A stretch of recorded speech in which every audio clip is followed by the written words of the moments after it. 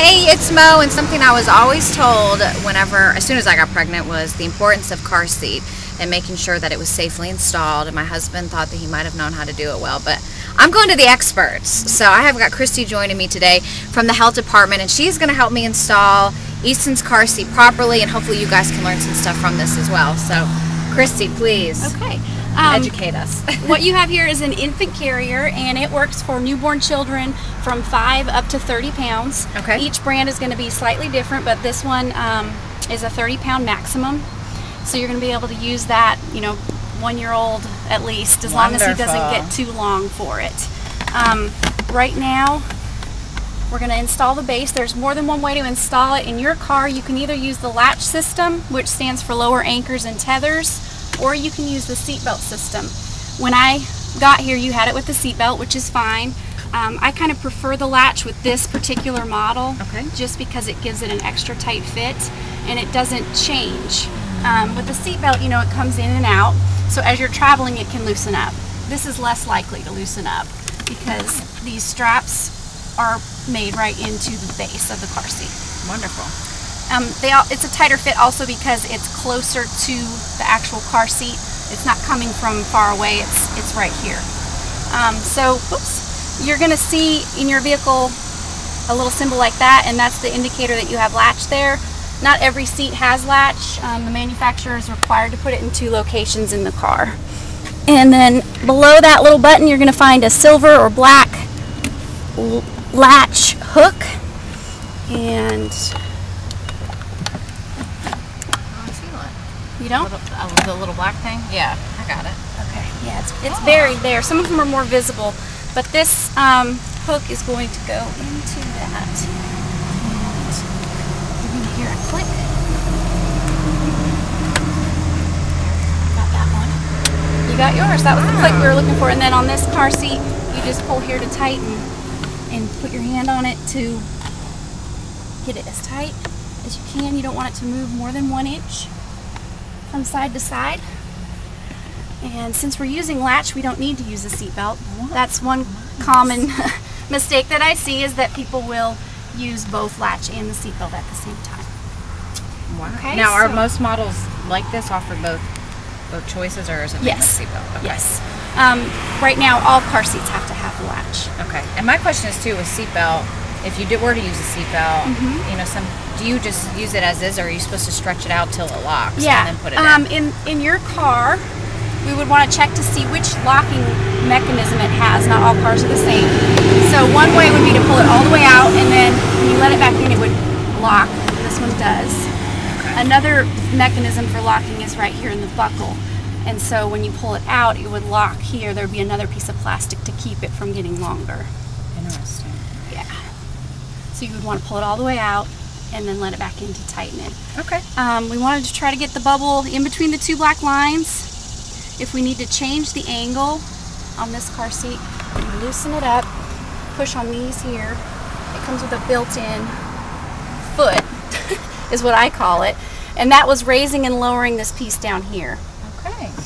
And that will give us a little bit better angle, I think.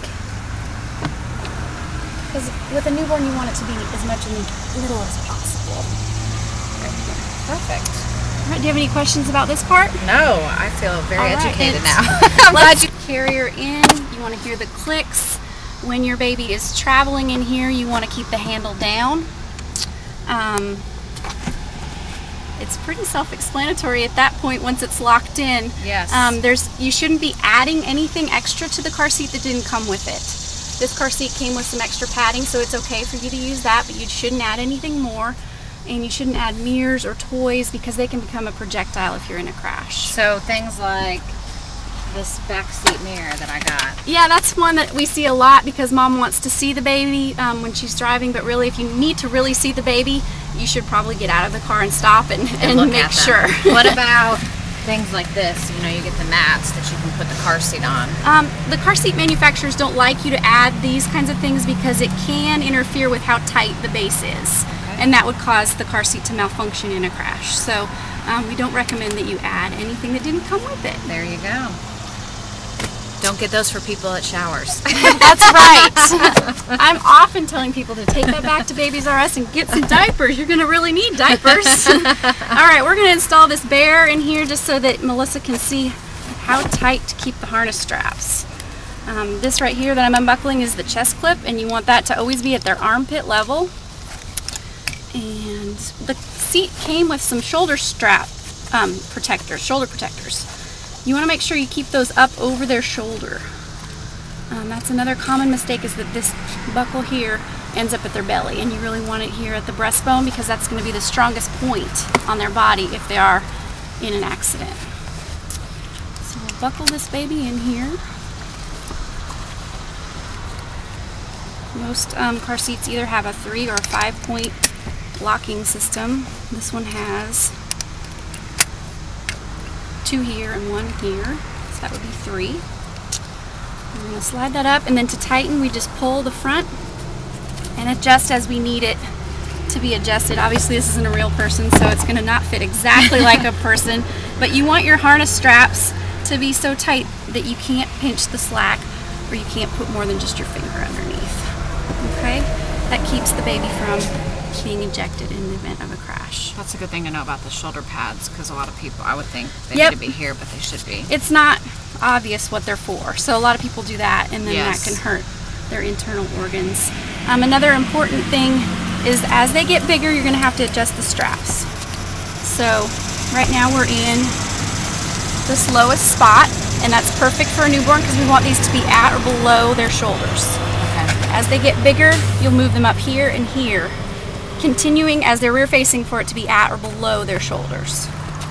Once they're forward facing, the straps can go above. Wonderful. But you would change that underneath here. Okay. Take that off and move it up as they get bigger. Do you have any questions? My question is how can people get their kids' car seats inspected? I know you guys do a lot of services for the community that people might not know about, and this is something really important, I think, for people There to are know. car seat checks every week at the different locations throughout the county. The health department helps out, Erlanger Hospital has technicians, and the sheriff's office has technicians. And between the 3 agencies, we manage to have at least one event every week. You can call me at the health department to find out when the next checkup event is.